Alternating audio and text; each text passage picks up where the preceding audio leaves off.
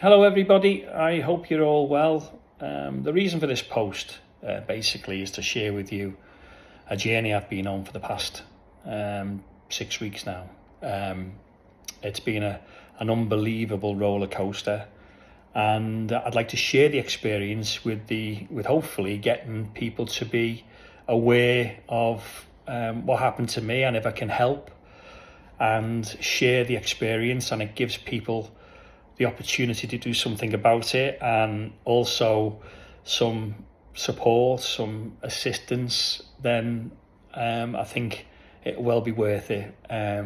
So here I go. 6 weeks ago now, I was admitted to my local hospital here in Liverpool, Aintree Hospital, where I was told that I needed a heart bypass operation. My world fell apart at that moment in time, and it was probably the last 6 weeks have been the most difficult period of my life. But hopefully this post and posts in the future will give everybody some information about what I went through, what my family went through, the journey with regards to how the operation went, the recovery, the medications I'm on now, the lifestyle changes I'm going to make, to give people some reassurance that there is certainly life after heart bypass surgery, and also to make sure that if you are going through it, that and if you go through it in the future, that my words will help in some way. So let me start from the beginning. I'm a 54-year-old guy with a lovely family, worked hard all my life.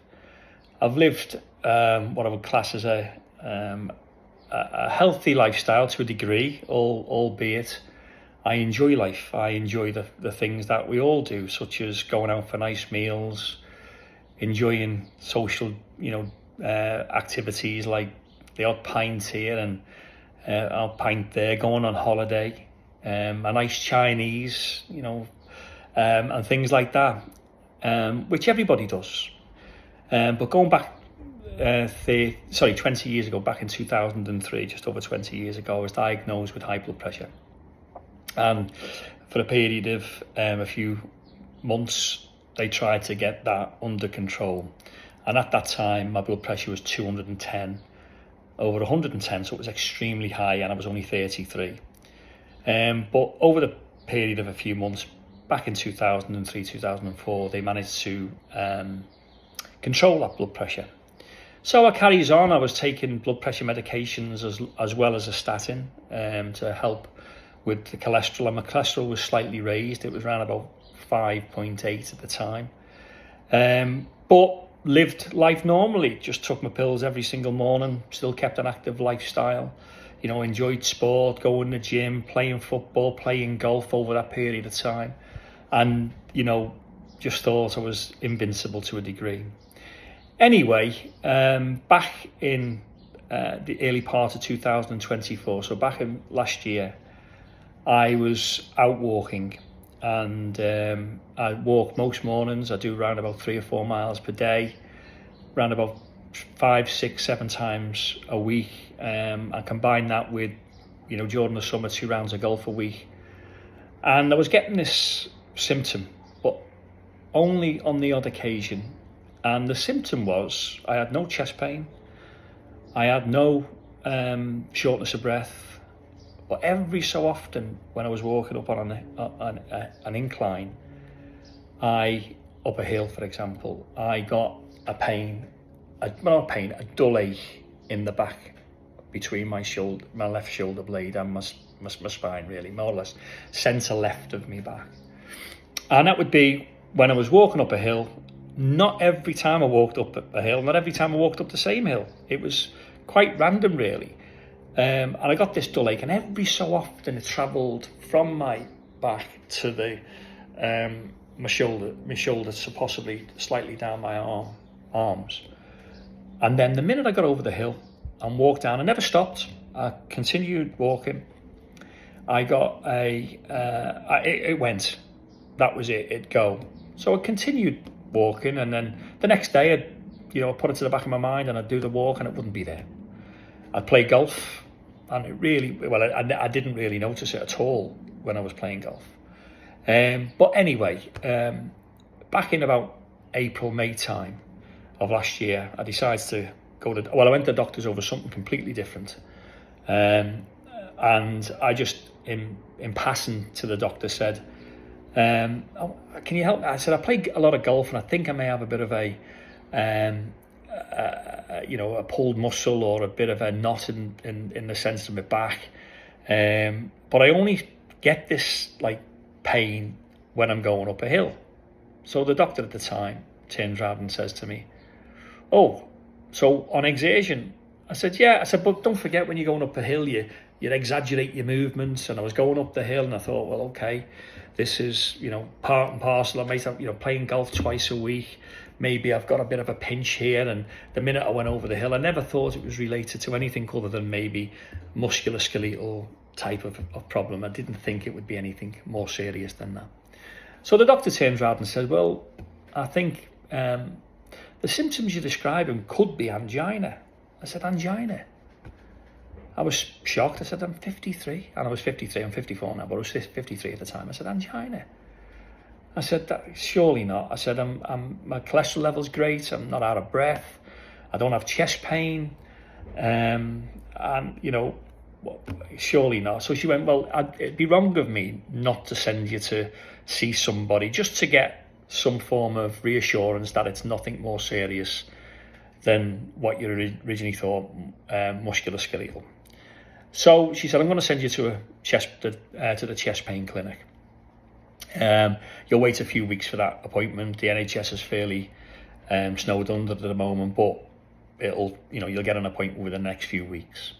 So the next few weeks come, and I get an appointment to go and see a cardiologist at the local hospital. He checks the notes. He gives me an ECG. I get an echocardiogram. Does all the bloods, etc. And he checks for any form of ischemia, which is basically some form of narrowing of the heart arteries, where you can actually sense whether the heart is under a little bit of stress. And everything was normal. There was no signs of anything of any concern relating to the heart. But he actually said, "Well, the thing I'd like to do with it being your age, I'd like to give you a CT angiogram, but the NHS being the way it is, you're probably going to wait roughly maybe 8, 10, 12 weeks for the test." So I said, "Okay, fine." And he said to me, "I don't think there's anything to worry about." So carries on with my life, doing everything that I was doing previous. Said to my family and friends, "I've just got this little knot." And then I started noticing it a little bit more often.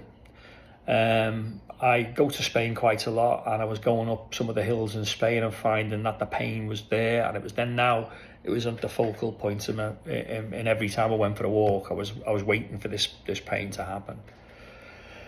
And then goes away on holiday, goes to America for a couple of weeks, and then comes back, and then I get my appointment to see I get my appointment for the CT angiogram.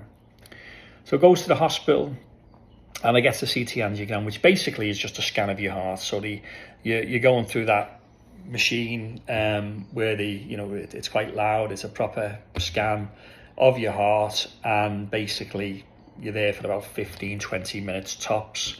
And they then said to me that it'll take about 7 to 10 days for your results. And that was on the 30th of November. So the 30th of November 2024, I ends up getting a scan, bearing in mind that I went for the initial consultation with my own doctor, and expressed the symptoms back in May, the end of May time of 2024. So you've gone May, June, July, August, September, October, November. So you've got like 6 or 7 months in between my initial, mentioning it to the doctor scenario. So 7 to 10 days come, I get no feedback from the hospital. So like we all do, we all say no news is good news, and I continue to live my life and not worry about it. And then you're upon Christmas then. So Christmas comes, you're enjoying yourself. You get through Christmas, and again, no news is good news. I never had any form of letter from the hospital. And then I go away to Spain for about a week during the first week of January. Get away from the miserable weather that was in the UK. And then whilst I'm away, I said, I'm going to phone up when I get back, the doctor. I said, to see whether I've got these results back yet. So I gets back, and I got back on a Tuesday. On the Wednesday morning, I phones up the doctor, and the doctor said, we've not had your results back. You best phone the hospital. So I phoned the hospital, and the secretary of the consultant that I went to see said, oh yes, we've got the results here, but the doctor hasn't reviewed them yet, or the consultant hasn't reviewed them yet. Can you call up tomorrow? So I said, yeah, okay. So I called up the next day, which was a Thursday now. And the secretary then says, listen, we've got the results back. Your doctor's reviewed your notes, and unfortunately, it's not good news. So I said, so what do you mean it's not good news? She said, well, you've got some narrowing of your arteries, and also it's a significant narrowing of the arteries, 3 arteries, and extensive calcification within inside your heart. Well, I didn't know what to do. As you can imagine, I'm on my way out. I'm thinking, God almighty, get that life insurance policy out. Here I go. I'm not going to last very much longer. I'm not going to play a game of Monopoly because I may not finish it. So I then decide to phone up my doctor, and I said, listen, I've got these results back. I said, it's not good news. Have you got the results? Yeah, we've just received them now. But don't worry, I'm sure there's things, these things can be not as bad as they first appear. And, I said, well, what's the worst case scenario? So he said, well, the first thing could be we just control whatever it is with medication. Then if it's, fairly significant, we could use, the doctor could say, well, you need stents. And if it's a major situation, you may need a bypass operation, but we're not going to look down those roads yet. Let's wait until you get a further test. And what I forgot to tell you what the consultant said, or the secretary of the consultant, is that they wanted to give me an invasive angiogram, which is the one they put through an artery in your arm. Sometimes they do it through the groin, but in your arm, and they thread a catheter right the way through your heart, and then they pump some dye into your heart, and then you can see all your arteries at various different points and see where the blood flow is and see if there is any blockages. But before I ended up so I goes for a week, about 5 days later, I get not rushed in, but I get a priority booking to go to see. I'll have this piece of, I would say, not surgery, but this procedure done. And I get into the room. It's in what you call a catheter lab, and I was in the waiting room, and the lady said to me, he said, you're going to see a professor today. He's the one who's going to carry out your procedure. And he comes to see me just before I goes into the catheter lab, and he said, listen, I'm not expecting anything significant. Most people, over a particular age gets a degree of calcification, a degree of something within their arteries. Some of it's significant, some of it's not. I'm not expecting anything from you that tells me otherwise, that it's just, could be, I'm not expecting anything. You're not a smoker, your cholesterol levels are fine, blah, blah, blah, blah, blah. And he reassured me to a degree. Anyway, the next minute I goes in for the procedure, and the procedure lasts roughly about 15 to 20 minutes, maybe a little bit longer, but I had it around about 15 to 20 minutes. And I'm in a room, so those people that have to go for one, you're just in a room where there's about 4 or 5 people there, and you're on a bed, and they have like this x-ray machine on top of you. They feed the catheter in your radial artery within your arm right the way through to your heart, and I'm just lying there. I could see out the corner of my eye a screen, but I never took any notice of it, to be honest. I didn't know what I was looking at, and I just thought, just keep your head down and just look straight ahead. And anyway, after the procedure, he says to me, listen, can you go in the waiting room, and I'll be back to see you shortly. So I go in the waiting room, I've got a gown on, and then he comes back and says to me, listen, it's a lot worse than I thought. Your right coronary artery is more or less 100% blocked. In fact, it's blocked. Your left coronary artery which is what they call, well, it's the left descending artery, or left descending artery, or whatever, left ascending artery, whatever it is. They said that's 80% blocked, and there was another artery that was 70% blocked. I couldn't remember exactly which one it was. And you've got triple vessel disease, and you need a bypass operation.